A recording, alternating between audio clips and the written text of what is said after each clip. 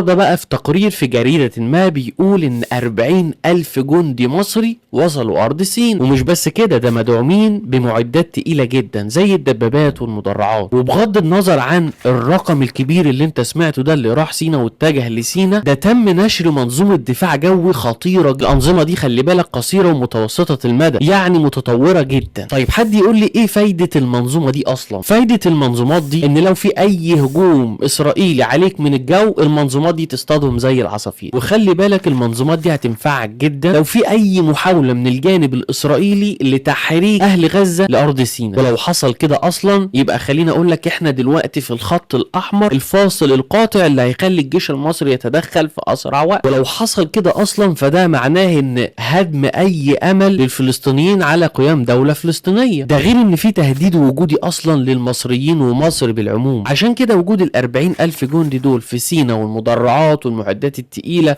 ومنظومات الدفاع الجوي دي رسالة واضحة قوية جدا لإسرائيل وأي حليف ليها، إن أي تحرك منكم هنرد عليه بقوة جامدة جدا جدا لا تقهر. ده غير إنك بترفع سقف الخسائر الاقتصادية اللي هتحصل عندهم. معلش يعني أنت بصاروخ بتوقع طيارة، فشوف بقى كم الخسائر. وخليني أقول لك برضو إن ده أسوأ سيناريو حصل من بداية الحرب على غزة، لأن بوجود القوات دي في سيناء فمصر هنا واخدة الموضوع بجدية جدا.